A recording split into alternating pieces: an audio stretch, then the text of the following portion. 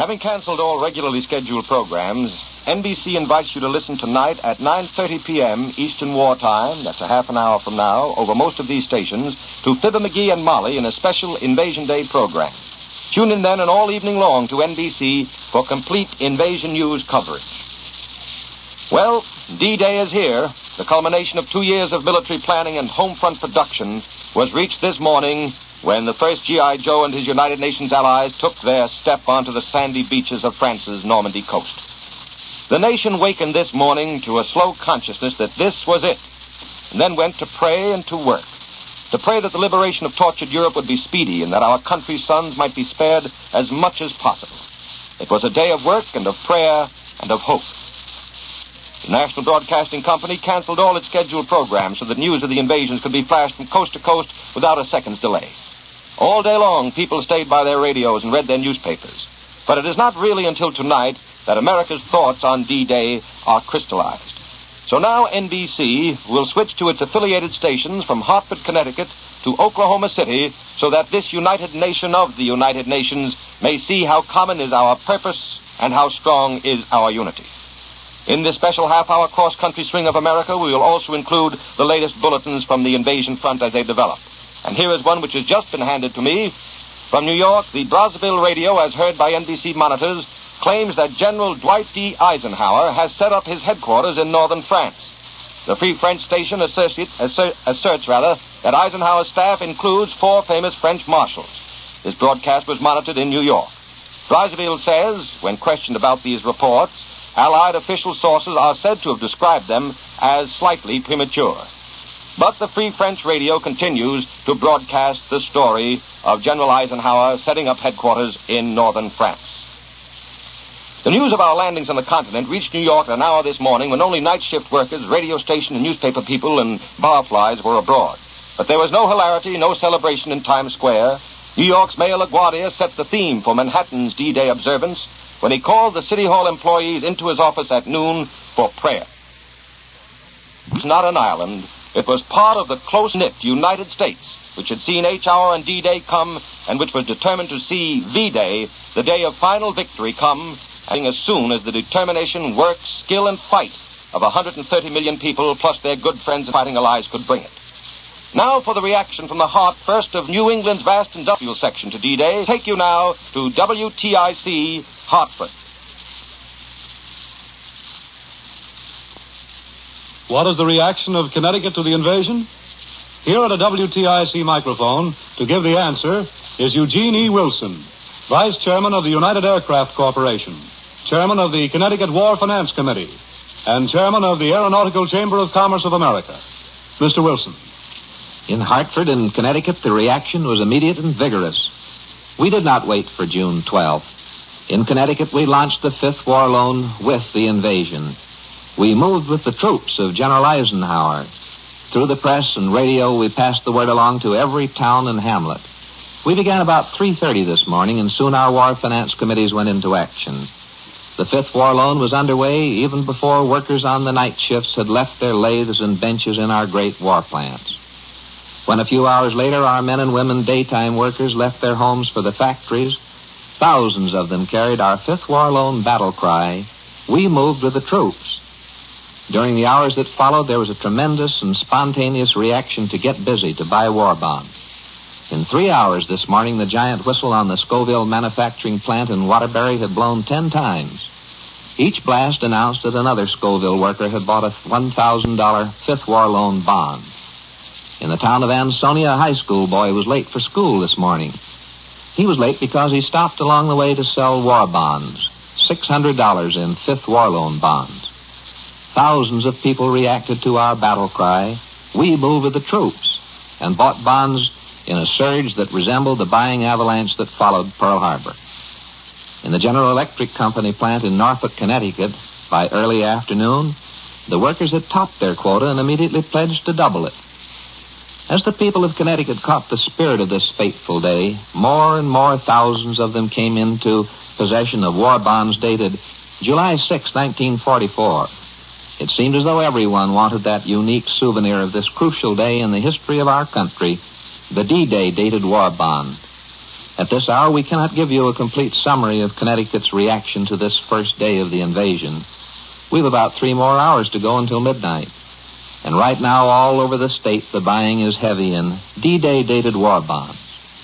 Today, Connecticut has done much to lessen the worry of our troops abroad. Connecticut has proven it is with the troops. Connecticut is moving with the troops. And Connecticut will stay with the troops until the gallant men of General Eisenhower's army come home from the Great Crusade. Thank you, Mr. Wilson. From Hartford, Connecticut, we take you now to WSYR, Syracuse.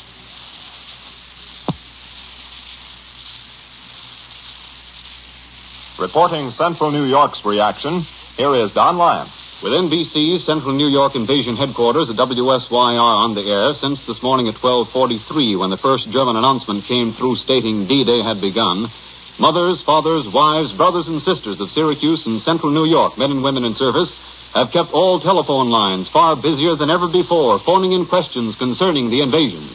2 of WSYR's top news analysts, Barabon Kerr, just back from an assignment as a war correspondent in the South Pacific, and H.R. Eakins, former UP bureau manager in Rome and the Far East, have been on the air all day answering these questions. Perhaps the most often asked question, or one related to it, is one that we nor no one else, unfortunately, can answer. It showed better than anything else the tremendous tenseness and anxiety on the part of all those parents and wives who have men from this vicinity now in the invasion area. That question, summarized, was this: can you tell me whether or not the infantry, the ground crew, the signal corps, the ordnance department, in short, whether or not all services are involved in the invasion? Here, coming in over our telephone wires, we had the best cross-section of reaction on the part of Central New Yorkers that anyone could want. There was no gleeful shouting and cheering, or raucous screaming of sirens. Instead, throughout the city, all churches were opened, most of them filled all day.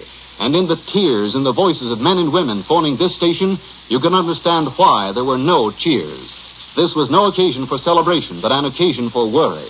Is my son in this? How far behind the lines would my son, an airplane mechanic, be?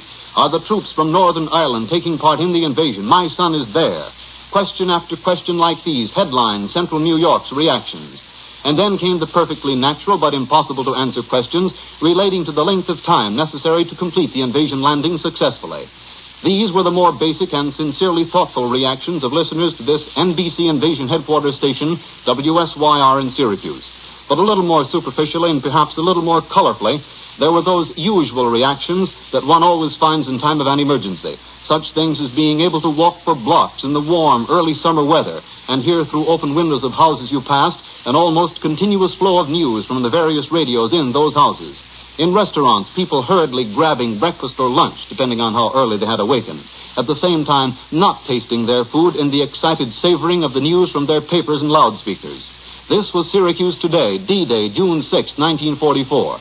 Not a different city from any of the others, but a city fully conscious of the seriousness of the mission undertaken and the time which must elapse before the final battle and victory. From the studios of WSYR in Syracuse, New York, Don Lyon has brought you Central New York's reaction to the invasion. We take you now to WTAR Norfolk.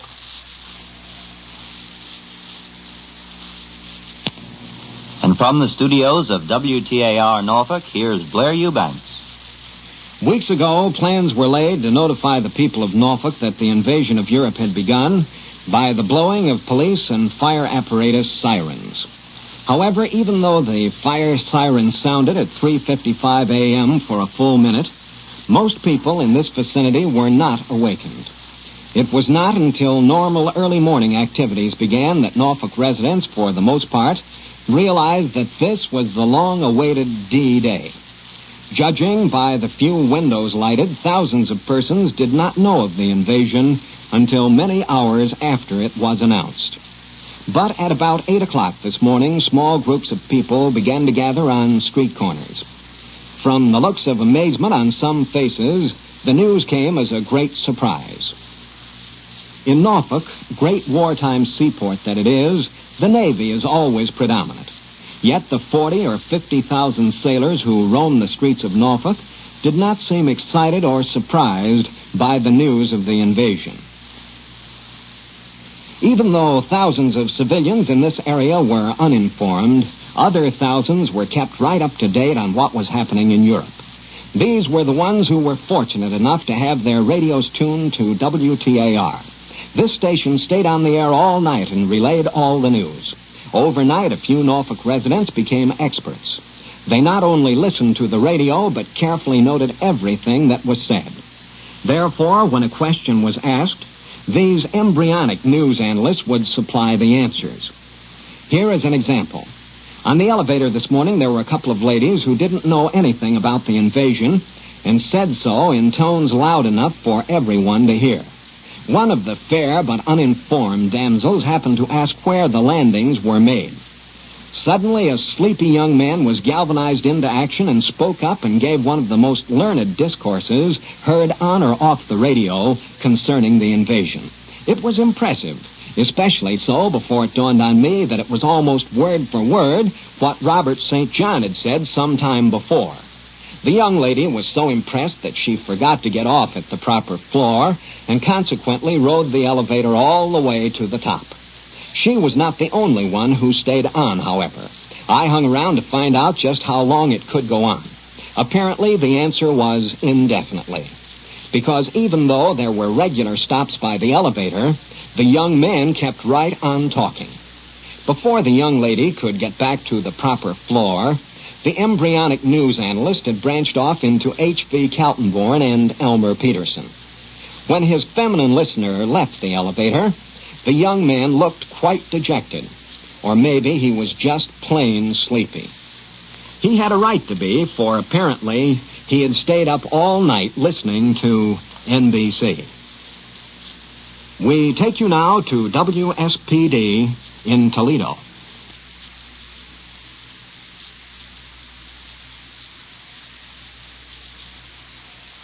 This is Jim Ubelhart in the newsroom of NBC's affiliate station in Toledo. And the reaction to the invasion of those of us who have been helping to tell the story of today's stupendous operation is the weariness of body and the hoarseness of voice that will set in after many hours without sleep. Toledoans generally receive the news of the invasion in much the same way as the rest of the United States. That is, soberly and thoughtfully. There was relief evident everywhere here that the long-awaited development had finally come. But at the same time, there was anxiety and trepidation for the sons on the beachheads.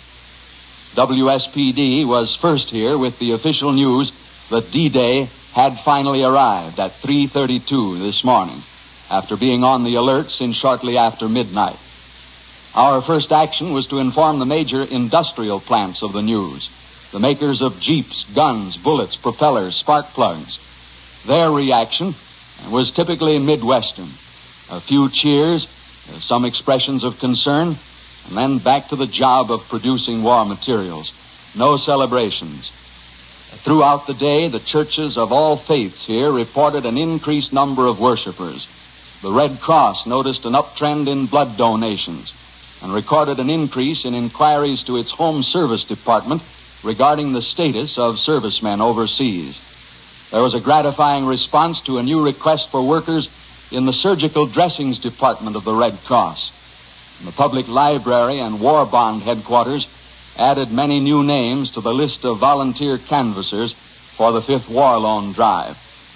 What about the reaction of Toledo servicemen? Well, frankly, I couldn't find one to ask. But I do have here with me a fellow broadcaster who was recently given a medical discharge from the Army just as he was about to sail from an embarkation port for invasion duty overseas. And he is former Corporal Charlie Norman, who watched his outfit sail without him. Charlie, what's your reaction to today's invasion news? Well, my first reaction is like a prospective bridegroom left at the altar.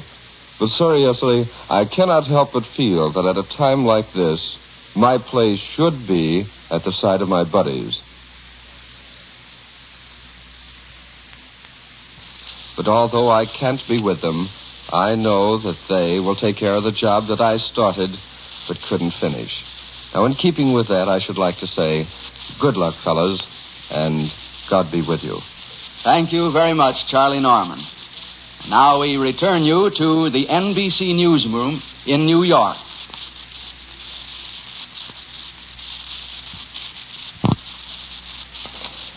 Back in the NBC newsroom in New York, Hartford, Connecticut, Syracuse, Norfolk, Virginia, and Toledo, Ohio, all their reactions appear to be the same, grim determination to see this through. Later in this program, we're going to Cincinnati, to Memphis, Tennessee, to St. Paul, Minnesota, and Oklahoma City, Oklahoma, and it'll be the same there. Maybe a little difference in the kind of weapons of war that are being made, but no difference in the men from these cities who will use all these weapons, and no difference in the prime thought of all sections, victory and liberation and lasting peace. And before we continue our cross-country swing, here are a few late bulletins. The German-controlled Paris radio has reported new Allied naval activity.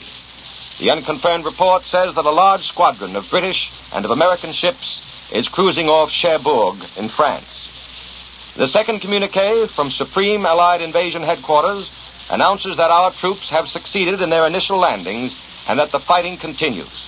It confirms officially the fact that the invasion forces met only light opposition in the Channel or in the air from the Luftwaffe. Here's a bulletin from Moscow. An indication that the Germans are weakening in their savage 8-day battle near Iasi in Romania was given by Moscow tonight. The Germans in the last few days have suffered heavy losses, and Tuesday brought into action comparatively smaller forces of tanks and infantry, the Moscow broadcast said.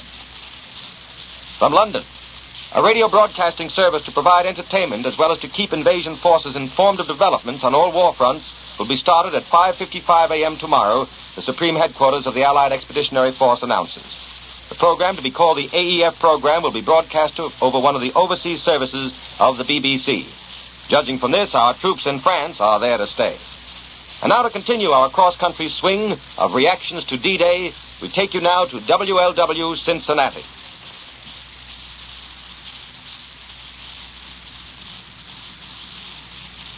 Good evening. This is Arthur Riley of WLW in Cincinnati. This industrial stronghold, center of the machine tool industry of the United States, took D-Day outwardly in the same stride that has won her the title of Queen City. But deep down in her regal heart, she pulsated with pride. Pride in the fact that her matchless war production has done so much to make D-Day possible. Pride in the fact that her sons and daughters are playing active roles on all fronts, and particularly because many of her children are doing their part over there in the invasion area where history is being made at this moment. And pride in the fact, too, like so many of her sister cities, she is girding her loins now to back the attack in the forthcoming war loan, in which she once again will bear far more than her share of the common burden. Churches and synagogues here today saw a constant flow of worshipers of many faiths, each joining his or her prayer to the national supplication for divine aid and benediction for the men and women from this city and from all other cities who are engaged in this epical crusade of liberation. And there was a quiet confidence manifested by Cincinnatians as they went about their tasks. They didn't forget to do the things they usually do, such as donating their blood and giving all the other evidences of patriotism which residents of this city give day in and day out without fanfare or noisy demonstration. Tonight there is only one cloud on Cincinnati's D-Day horizon. A work stoppage in the central plant of the Wright Aeronautical Plant in nearby Lockland, Ohio, is temporarily halting production of engines for warplanes. But that is entirely an unauthorized or wildcat stoppage. Some stores closed for D-Day, some flags were flown, but on the whole, Cincinnatians were too busy doing their patriotic wartime jobs to give much outward manifestation of their deep and abiding love of country and of their unswerving faith in final victory. This is Arthur Riley taking you now to WMC, Memphis. This is Bill Reeve, WMC News Editor, speaking to you from down in Dixie.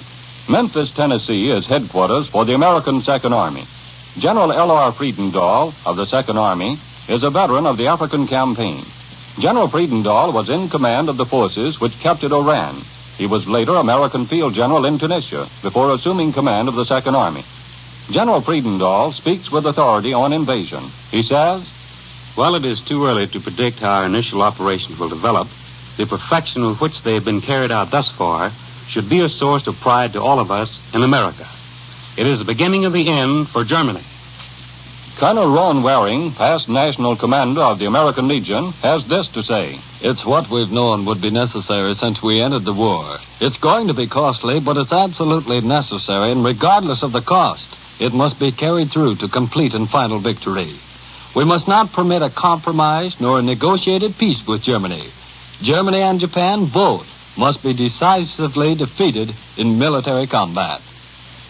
Judge Camille Kelly, nationally known judge of the Memphis Juvenile Court, said, "All day I have been receiving calls from Memphis mothers whose boys are over there. I have told them to read the 91st Psalm. It is my favorite, and it is a glorious invasion prayer. Our staff stopped for a silent prayer today, and we read the 91st Psalm together. 7 of our juvenile court staff members have boys in the service, and today was a day of tension for everyone. It was wonderful to hear our president climax his speech with a prayer last night, just before the signals were released by the Allied generals for that invasion for which we have all watched so long. This war will not be won altogether over there, but a big part of it is to be won on our knees over here. God protect our flag, save our boys, grant victory to the civilized world." There are many, many anxious mothers in Memphis tonight, awaiting further news of this momentous D-Day. Mrs. Mildred Hawkins, whose son is a lieutenant with the American Army in Britain, expressed, "I have known that it was bound to come, and I dreaded this since my son is on combat duty, and his wife is a nurse in England. I hope this will be the beginning of the end. This has been my prayer all day." This has been a day of prayer, hope, and anxiety in Memphis, a most natural reaction to the world's greatest military epoch. We take you now to KSTP, St. Paul.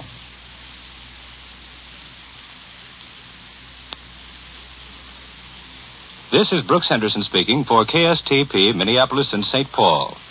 The people in the north central states almost literally got down on their knees to receive the news of the Allied invasion of France.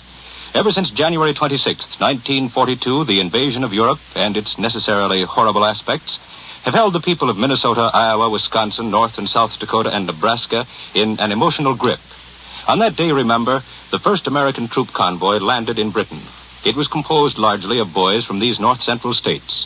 These states have also been heavily represented in each subsequent troop convoy to reach the British Isles.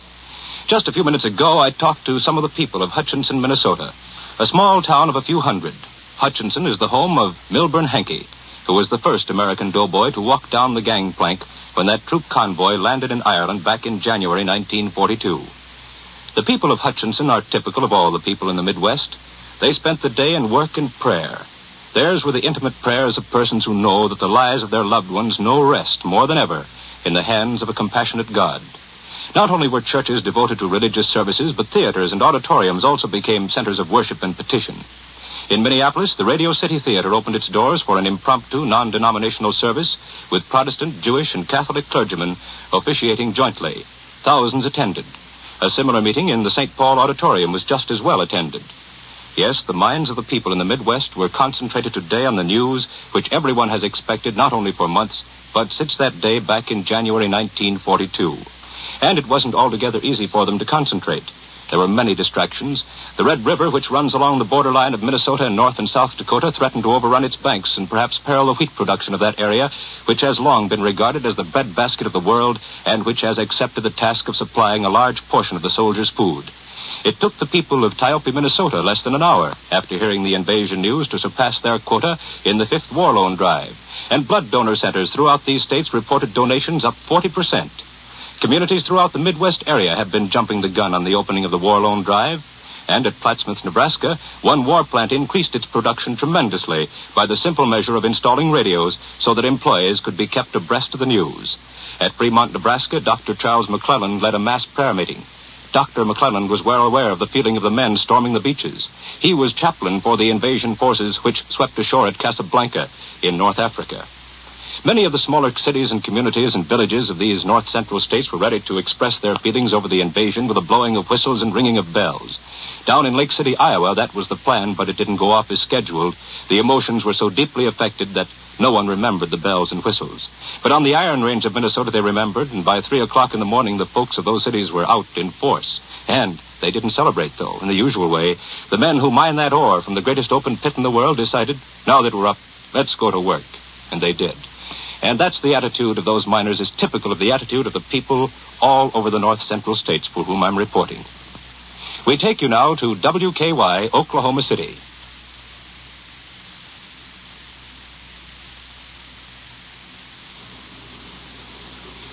Good evening, everyone. Oklahoma City's reaction to D-Day was one of patriotic and spiritual determination.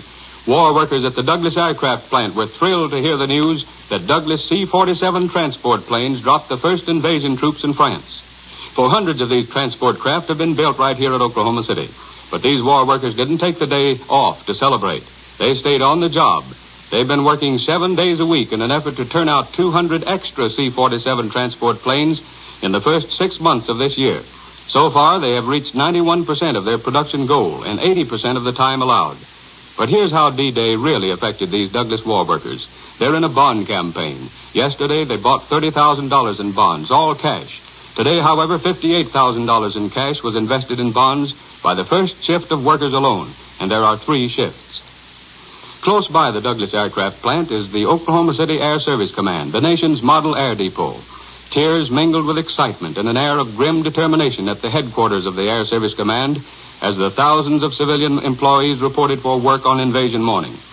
While these war workers are a long way from the actual battlefronts, they feel the pulse of war more keenly because bullet-scarred flying fortresses and flak-ridden liberators from the far-flung war theaters are flown to this air depot for repairs.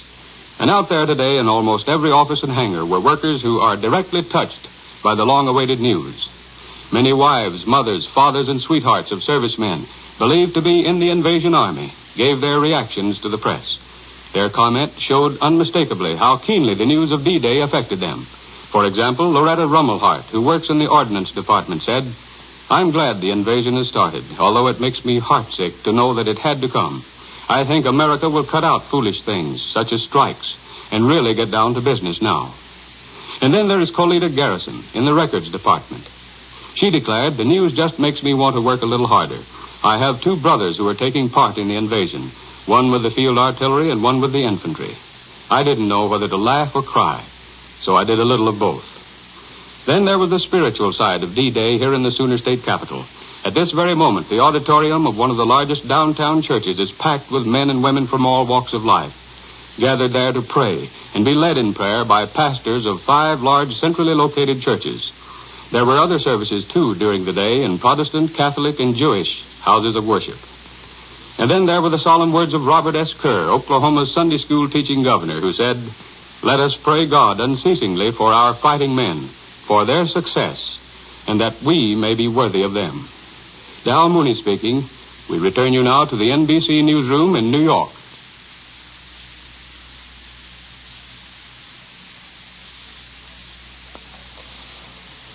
Back in the NBC newsroom in New York, this then was the National Broadcasting Company's cross-country tour on D-Day, a program from every part of the nation to show what the nation was thinking and doing on this historic and momentous day.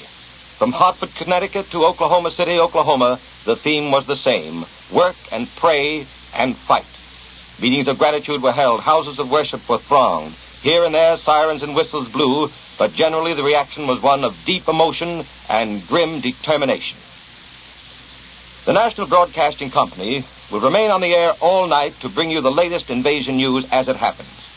At 10 o'clock Eastern Wartime, the Commander-in-Chief, the President of the United States, will speak to the nation. And at 10:15 this evening Eastern Wartime, over most of these stations, we will present Bob Hope and Bing Crosby in a specially arranged program for Invasion Day. Keep tuned to NBC for full invasion news coverage. Ben Grauer speaking. This is the National Broadcasting Company.